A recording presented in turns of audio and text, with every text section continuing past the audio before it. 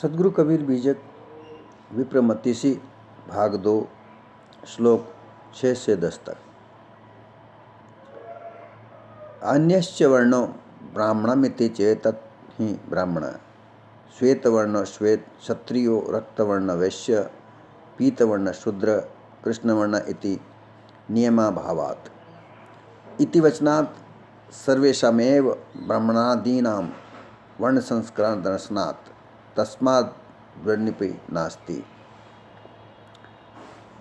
ब्राह्मण श्वेतवर्ण, क्षत्रिय रक्तवर्ण, वैश्य पीतवर्ण और शूद्र कालवर्ण इस प्रकार कहा जावे तो चारों वर्णों में रंग एक समान सब जातियों में गोरे, लाल, पीले और काले होते हैं। इसलिए वर्ण भी ब्राह्मण नहीं हो सकता है। इस श्लोक के द्वारा ये बताया गया है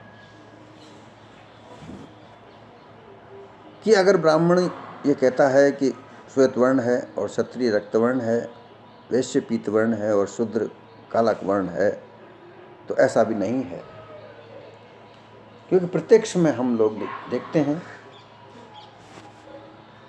कि ब्राह्मणों में भी काले गोरे व्यक्ति हैं, भूरे भी हैं, जैसा कि लाल, काला, पीला और श्वेत अर्थात ज़्यादा भूरे, ऐसे वर्ण के व्यक्ति सभी वर्णों में है।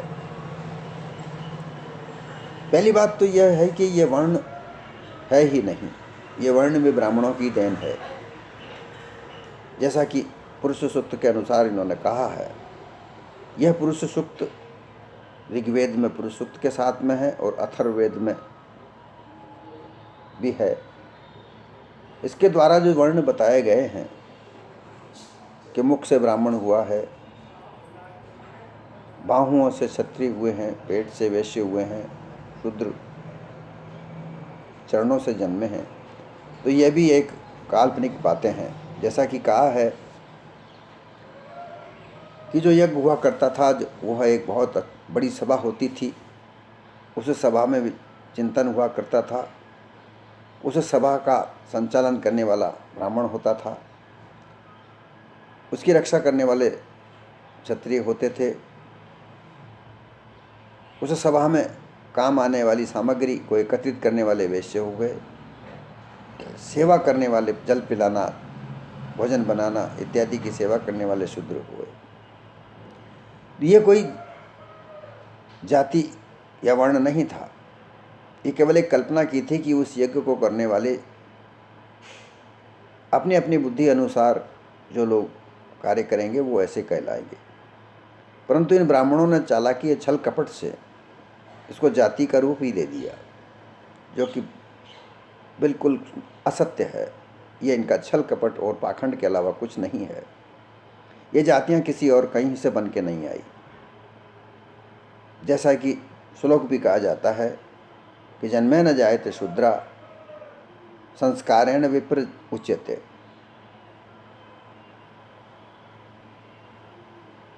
वेद विद्या विद्ये ब्रह्म जानामि स ब्राह्मणा, अर्थात जन्म से कोई शूद्र या ब्राह्मण नहीं होता, संस्कार से विप्र अर्थात ब्राह्मण कहा जाता है, द्विज भी ब्राह्मण कहा जाता है। द्विज कहा जाता है कि दूसरा जन्म होना, जब जनेऊ धारण किया जाता है तो तब द्विज होता है। विप्र पूजा पाठ करके और बस्ती में आटा मांगने वाले ब्राह्मण जो होते हैं वह द्विज है। इसलिए जो कोई जाति नहीं है, ना कोई रंग।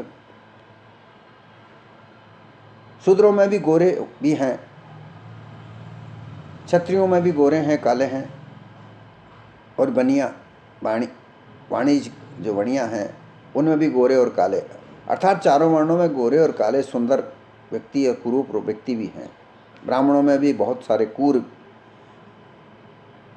विकृत व्यक्ति भी हैं, सुंदर भी हैं और विकृत भी हैं।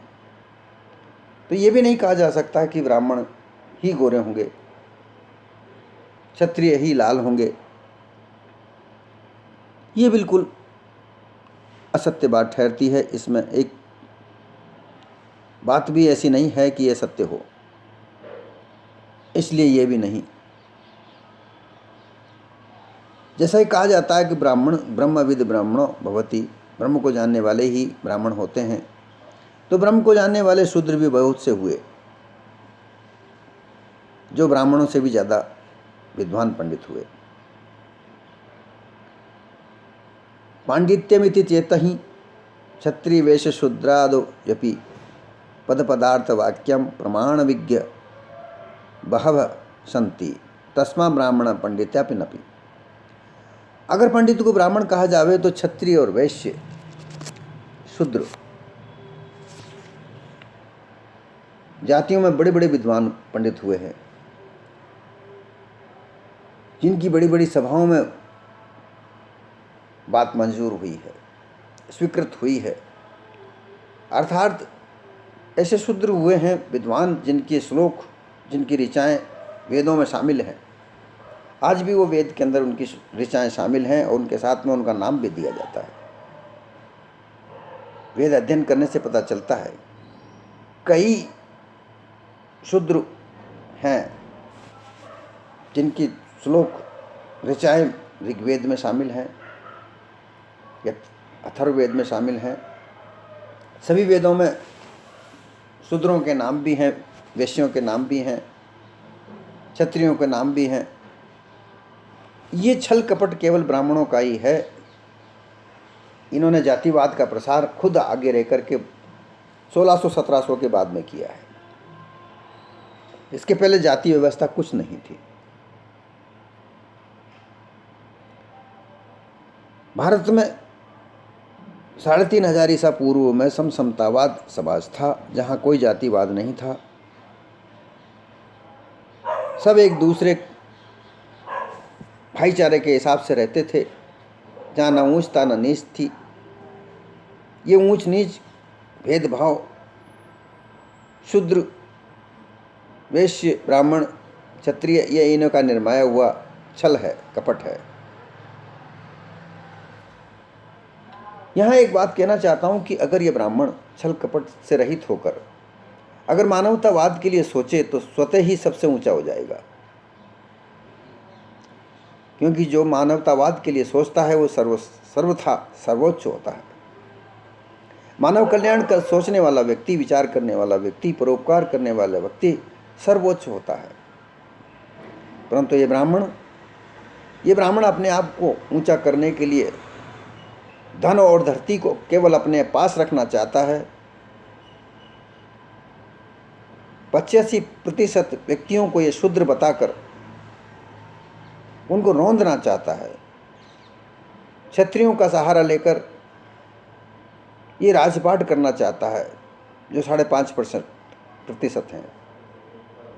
धन का हिस्सा पूरा वैश्यों को देना चाहता है, जो 5% हैं। कुल मिलाकर क्षत्रिय, वैश्य और ब्राह्मण, ये 15% लोग ये मिलकर भारत की छवि बनाना चाहते हैं। भारत को नया भारत बनाने का आजकल जो नारा दिया जा रहा है, वो वही भारत बनाना चाहते हैं जो पहले बुद्ध धर्म के पहले जो था, जिसमें हाहाकार मची हुई थी। शूद्र का जीना बिल्कुल दूभर था। ब्राह्मण हर जगह अपना फ़ायदा ढूंढता था। विदेशों के आक्रमणकारी भी इनको फ़ायदा देते थे, क्योंकि ये ब्राह्मण ही इनको बुलाते थे। छल कपट धोखे से आक्रमणकारियों को इन्होंने ही बुलाया। और आज जब बात चलती है तो आक्रमणकारियों की बुराई करते हैं, लेकिन बुलाए गए इन ब्राह्मणों के ही इशारों पर। ऐसा इतिहास में लिखा गया है। इसलिए छल कपट सारी जातिवाद का जो धोखा है, ये सब ब्राह्मण का ही रचा रचाया है। सत्य सत्य विवेको बुद्धि पांडा संजात अस्यासोपन पंडित। सत्य और असत्य का विवेचन करने वाली बुद्धि का नाम पांडा होता है।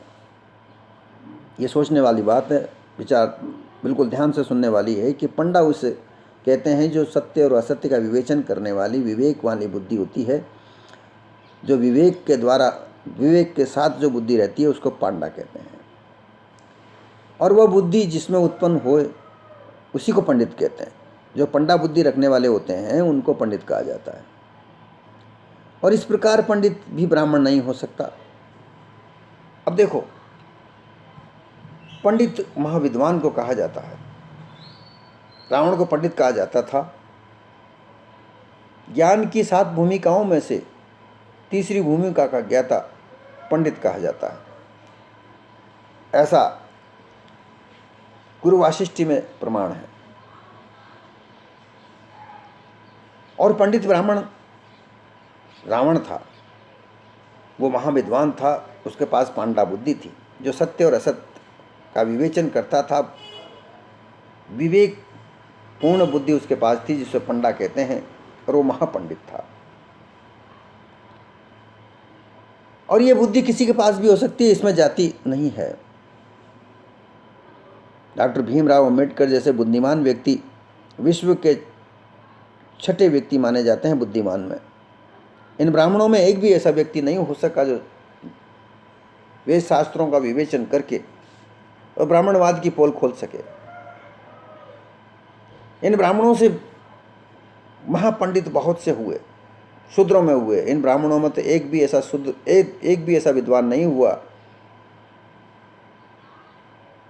जो ब्राह्मण जाति हो सके। इसलिए इन ब्राह्मण जातियों में जो देखा जाए तो मूर्ख ही मूर्ख पैदा हुए हैं। जैसा कि आज महामूर्खतापूर्ण विवेचन दिए जा रहे हैं, वक्तव्य दिए जा रहे हैं। कहा जा रहा है कि प्रकृति ही मानव से भेद करती है, तो हम क्यों नहीं करें। ऐसा कहना महामूर्खता से अलावा और कुछ नहीं है। प्रकृति कभी किसी का भेद नहीं रखती। प्रकृति सभी पर समान रूप से व्यवहार करती है। हवा हर जगह पर जाती है, पानी हर जगह बरसता है, वृक्ष हर किसी को छाया देता है, जल कोई भी नदी में पी सकता है, नदी नाला कुएं तालाब में कहीं भी पी सकता है। परंतु ये सब भेद इन ब्राह्मणों द्वारा रचाया गया है। इसलिए छली कपटी महामूर्ख ये ब्राह्मण ही है। इसलिए पंडित भी ब्राह्मण नहीं हो सकता। वह शूद्र भी हो सकता है, वह क्षत्रिय भी, क्योंकि क्षत्रिय भी बहुत विद्वान राजा हुए जिनके नाम आज लिए जाते हैं। वैश्य भी बहुत बड़े विद्वान हुए जिनका आज भी नाम लिया जाता है। इसलिए ये भी कहना गलत है कि पंडित ब्राह्मण ही हो सकता है। और ये अपने आप को महाबुद्धिमान समझते हैं ब्राह्मण। ये महामूर्खता के अलावा और कुछ नहीं करते, क्योंकि इनको छल कपट से धन कमाना होता है। किसी भी धर्म से इनको कोई लेना देना नहीं, केवल इनको धन और धरती चाहिए। मानव को कुचलना चाहिए। ये 85% भारतीय मानव को कुचलना चाहते हैं। धर्ममिति चेतन्ति ही क्षत्रिय वैश्य शूद्रवपि निष्ठा पूर्ति धर्म कारिणो बहव संति तस्मार्धमपि न हेतु। अगर ऐसा कहा जावे कि धर्म करता है, ब्राह्मण धर्म करता है, वही ब्राह्मण है, तो यह बात भी ठीक नहीं है। क्योंकि क्षत्रिय वैश्य शूद्र अन्य जातियों में बड़े बड़े धर्मनिष्ठ पुरुष देखने में आते हैं। इसलिए धर्म भी ब्राह्मण नहीं। ब्राह्मण धर्म करवाता है, दान करवाता है और ग्रहण करता है। ब्राह्मणों के पास आज जो मंदिर चल रहे हैं, मठ मंदिर चल रहे हैं, उनमें अरबों रुपया खरबों रुपया सड़ रहा है। ये धार्मिक कैसे कह सकते हैं? ये तो धर्म की आड़ में धन धान्य परिपूर्ण हो रहे हैं। कहना उचित है कि आज ऐसे ऐसे मंदिर है जहां अरबों की संपत्ति सड़ रही है, जो किसी काम नहीं आ रही है। पद्मनाभन मंदिर में इत्यादि मंदिरों में हजारों टन सोना सड़ रहा है, देश की प्रकृति में काम नहीं आ रहा है। तो ये ऐसे धर्म करने वाले भी ब्राह्मण नहीं कह सकते। धर्म करने वाले शूद्र हैं, क्षत्रिय हैं, वैश्य हैं। राजा कर्ण क्षत्रिय था, धर्म के नाम पर उसकी दुहाई दिए जाती हैं। ये कथा भी ब्राह्मण ही सुनाते हैं। परंतु ब्राह्मण कोई ऐसा नज़र नहीं आता कि जो धर्म करता नज़र आता हो। धर्म के नाम पर हरिश्चंद्र की ये कहानी सुनाते हैं, परंतु कोई ऐसा ब्राह्मण नज़र नहीं आता जो ब्राह्मण धर्म करता हो। ये केवल धर्म की कहानियाँ सुनाकर लोगों को धर्म के जाल में उलझाते हैं और धन ऐंठते हैं। ये तो अधर्मी है, धर्मी तो नहीं है। तर्हि ब्रह्म ज्ञानम ब्राह्मण इति चैतन्य क्षत्रियदपि परमार्थ दर्शनज्ञ बहवः सन्ति तस्मान्न ज्ञानम ब्राह्मण इति। अगर ब्राह्मण ज्ञानी है, विद्वान है, ब्रह्म को जानने वाला है, पांडा बुद्धि वाला विद्वान है, ऐसा अगर कहा जाए तो यह सत्य नहीं है। क्योंकि इतिहास उठा के देखा जाए तो जितने भी बड़े बड़े विद्वान हुए वो सब विद्वान ब्राह्मणों में से तो नहीं हुए। एक भी ऐसा ब्राह्मण नहीं हुआ जिन्होंने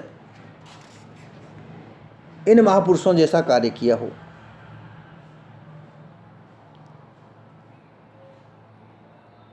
जैसे कि हिरणी से पैदा हुए ऋषंग ऋषि ब्रह्मज्ञानी कहलाए, कौशिक कुश से पैदा हुआ जम्बुक ऋषि जम्बुक से गौतम ऋषि गौतम से वाल्मीकि ऋषि पाशी, व्यास जी धीमर से, व्यास वेदव्यास जिनका नाम कृष्ण देवपायन है। ये व्यास भी नाम नहीं है, ये पद है। वेद व्यास को धीमर की लड़की से पैदा हुआ, धीमर शूद्र होता है। आगे जाकर वह ब्रह्मज्ञानी कहलाए और उनको भी ब्राह्मण, आज ब्राह्मण उनको अपना गुरु मानता है और उन्हीं के नाम से गुरु जयंती मनाई जाती है। शूद्र थे, शूद्र से पैदा हुए। विश्वामित्र क्षत्रिय थे, राजपाट छोड़कर ऋषि कहलाए। वशिष्ठ गणिका अर्थात वेश्या से पैदा हुए। ये सब लिखित है, ये सब प्रमाणित है। मातंग ऋषि मातंगी से पैदा हुए, बहुत बड़े ऋषि हुए। पाराशर ये भी चंडालनी के गर्भ से उत्पन्न हुए। चंडालनी भी शूद्र जाति होती है। भारद्वाज ऋषि भी शूद्रणी के गर्भ से पैदा हुए। नारद मुनि दासी के पुत्र हैं। ये सब जितने भी महापुरुष जिनके नाम ये लोग कहते हैं, ये ब्राह्मण नहीं, ये शूद्र थे, परंतु अपने विद्वान ही थे। अपनी विद्वता से, अपने ज्ञान से, अपने विद्वता से, विद्वान से ये ब्राह्मण कहलाए। अर्थात एक ऐसी व्यवस्था थी जो महाविद्वान होते थे उनको ब्राह्मण कहा जाता था। ये ब्रह्म शब्द ब्रह्मांड से भी, क्योंकि ब्रह्मांड तारागण इत्यादि खगोल शास्त्री है, ब्रह्मांड इसको भी कहा जाता है। ये ब्रह्म शब्द कब से निकला? ये ब्रह्मा से निकाला जाता है। कहते हैं ब्रह्मा से जुड़ा हुआ है।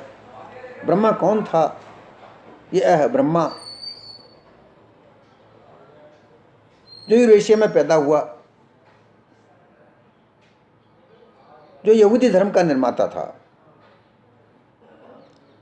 उसी के पुत्र पौत्रों ने ईसाई धर्म, इस्लाम धर्म और यहाँ तक कि इन ब्राह्मणों को जो आजकल ब्राह्मण कहलाते हैं, ये उन्हीं के जन्मदाता हैं। और इसीलिए ये उनका नाम नहीं बताते। उस अब्राहम के माता पिता का नाम भी हैं, लेकिन ये आज उनका नाम तक नहीं बताते, क्योंकि अगर उनका नाम बताते हैं तो इनकी पोल खुलती है।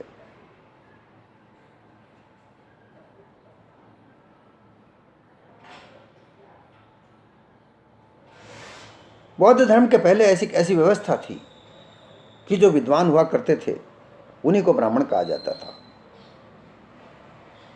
ब्रह्म ज्ञान का विवेचन, आत्मज्ञान का विवेचन उपनिषदों में मिलता है।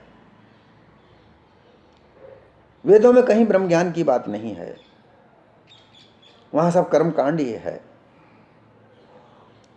ऋग्वेद में कर्मकांड है, अग्नि, जल, वायु, पृथ्वी, इंद्र, इनकी पूजा की जाती है। इनकी पूजा अर्चना में जो प्रार्थनाएं की जाती हैं वही ऋग्वेद है।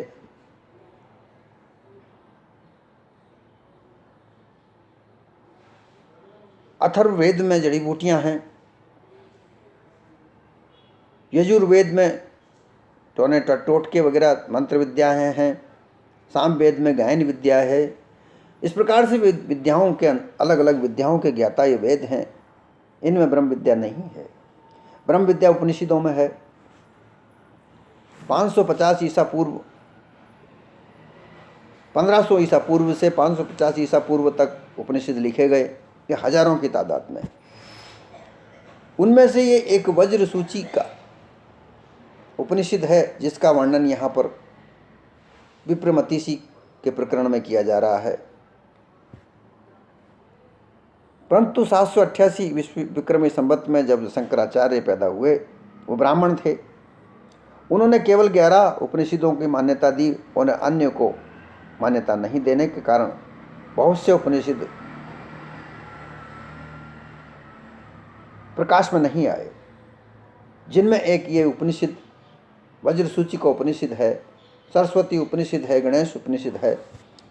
ऐसे बहुत से अन्यत्र उपनिषद हैं जो प्रकाश में नहीं आ पाए, परंतु उन उपनिषदों में ब्रह्म विद्या है। ब्रह्म विद्या अर्थात ज्ञान की सर्वोच्च स्थिति। परंतु इन्होंने शंकराचार्य के बाद बहुत से उसी के लिए, इस ब्रह्म विद्या के लिए ही वेद व्यास जी ने ब्रह्मसूत्र लिखा। उस ब्रह्मसूत्र में ब्रह्म की व्याख्या है। परंतु बाद में जो शंकराचार्य इत्यादि आचार्य आए, उन्होंने अपने अपनी बुद्धि के अनुसार उसकी व्याख्या की और उस ब्रह्म विद्या को ऐसा घालमेल किया है कि उसको समझना ही मुश्किल हो जाता है और उसको कल्पना का एक आधार बना दिया।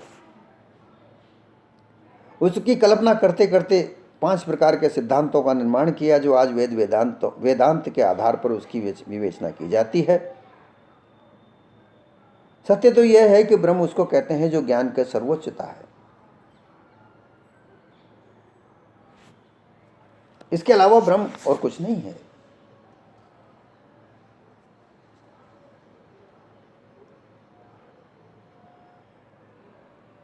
तर्हि कर्म ब्राह्मणा इति चेतन सर्वेशा परिणाम प्रारब्ध संचिता गामी कर्म सामर्थ्यनान वृत्ति प्रेरिता संताव जना क्रिया कुर्वन्तोति तस्मान कर्म ब्राह्मणेति। अगर कहा जावे कि कर्म ब्राह्मण है तो वो भी नहीं है। अगर ऐसा कहा जाए कि सर्वोच्च शुद्ध कर्म ब्राह्मण करता है तो ऐसा भी नहीं है, क्योंकि ब्राह्मणों में चालाकी चतुराई है। वो केवल नहा धोकर तिलक करके अपने आप को सुंदर बताकर और लोगों को ठगने का कार्य अवश्य करते हैं, लेकिन उनमें दिव्यता नहीं है। दिव्यता हो ही नहीं सकती, क्योंकि जहाँ छल कपट पाखंड होता है वहाँ दिव्यता कैसे होगी। ये जबरदस्ती अपने आप को ईश्वर का पुत्र कहते हैं। ईश्वर ही नहीं है तो उनका पुत्र कहाँ से होगा। ईश्वर इनकी कल्पना मात्र है। जो भी कुछ है, जो धरती पर ही है, धरती पे बड़े बड़े महामानव हुए और उन्होंने इस संसार में मानवता को संरक्षित करने के लिए, मानवता को अच्छे रास्ते पर चलने के लिए जो रास्ते बताए वही महापुरुष हुए। परंतु इन ब्राह्मणों ने उन महापुरुषों को तो एक अलग कर दिया और कह दिया कि ईश्वर तो ऊपर आसमान में लटका हुआ है, अदर बीच में हम उन्हीं के पुत्र पैदा हैं।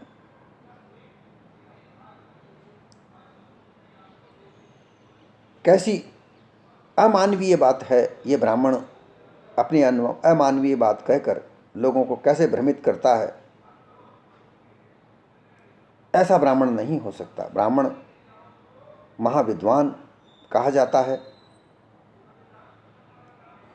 ब्राह्मण वही है जो संसार में मानवता के लिए सोचे, मानवता को संरक्षण करे, मानवता में सुख समृद्धि बढ़ाने का कार्य करे। मैं उन ब्राह्मण भाइयों से यही कहना चाहता हूं कि आप अगर मानवता को संरक्षित करने के लिए बात करेंगे, मानवता कल्याण के लिए बात करेंगे, तो आप स्वतः ही सर्वोच्च हो जाएंगे। ये जाति पाति, ये ऊंच नीच, ये भेदभाव करके आप ऊंच सर्वोच्च नहीं हो सकते, क्योंकि जब मानवता ही नहीं रहेगी तो आप कहां से ऊंचे हो जाओगे। अपनी बुद्धि में विचार करके जरा सोचो कि मानवता किसी की बनाई हुई नहीं है, मानव स्वतः अपने आप से है। इसमें से ये काल्पनिक छल कपट धोखा निकाल दो तो आप सबसे ऊंचे हो जाओगे। सब आपके आगे नतमस्तक होंगे, क्योंकि विद्वता के आगे सब नतमस्तक होते हैं। आप ही ने लिखा है श्लोक में कि राजा पूजते तत्र नगरे विद्वान सर्वत्र पूजते। आप ही कहते हो कि राजा तो केवल उसके नगर में पूजा जाता है, उसके राज्य में ही पूजा जाता है, परंतु विद्वान जहाँ वो जाता है, जहाँ पूजा होती है। आप विद्वान क्यों नहीं बनते हो? आप कहते जरूर हो कि ब्राह्मण विद्वान है, परंतु आप विद्वान बिल्कुल नहीं हो, मूर्ख हो। क्योंकि जो मानवता को मानवता से अलग करे, जो जाति पाति में भेदभाव करे, वो महामूर्ख के अलावा और कुछ नहीं हो सकता। इसलिए आपसे विनम्र निवेदन करता हूँ कि आप मानवता के संरक्षण के लिए बात करें। अगर ऐसा सोचेंगे तो आप स्वतः ही सर्वोच्च हो जाएंगे, क्योंकि दया भाव तुम्हारे अंदर नहीं है। उस दया भाव को तुम उत्पन्न करोगे तो पता चलेगा कि मानव किस किस स्थिति से गुजरता है।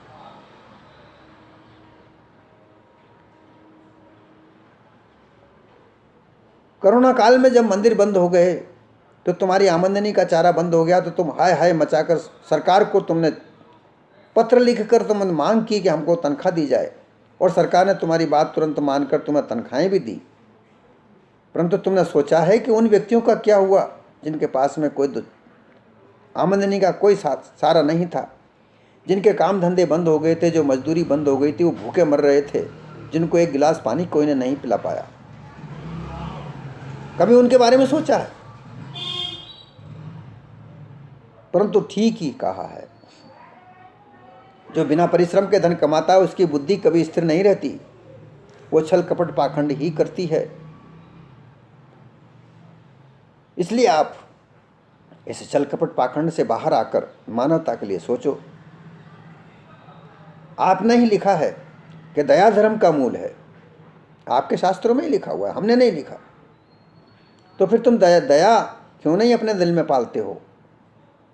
धर्म दया से पाला जाता है, यह मूल दया है जब धर्म चलता है। और पाप मूल अभिमान, तुम अपने आप को अभिमान करते हो हम सबसे ही बड़े हैं, जबरदस्ती राम कहलवाते हो, जबरदस्ती कृष्ण कहलवाते हो, जबरदस्ती तुम अपना काम करवाते हो, तो तुम बड़े कैसे हो गए? तुम तो महामूर्ख हो। इसलिए दयावान बनो, दयावान सबसे बड़ा होता है और वही विद्वान होता है। जो मानवता को संरक्षित करे वह विद्वान है। मानवता से संसार में अपने आप को स्थापित करके तुम सबसे बड़े हो सकते हो। और अगर तुम छल कपट का पाखंड से मानवता को मानवता से अलग करके अगर जीना चाहते हो तो यह संभव हो ही नहीं सकता। तुम तो जिनको तुम शूद्र कहते हो उनसे भी तुम महानीच हो। तुम्हारी तो स्थिति बिल्कुल कही नहीं जा सकती कि तुम्हारी परिस्थिति क्या होगी। इसलिए समय रहते अपने आप को दया भाव से रखना शुरू करो, क्योंकि दया ही धर्म का मूल है।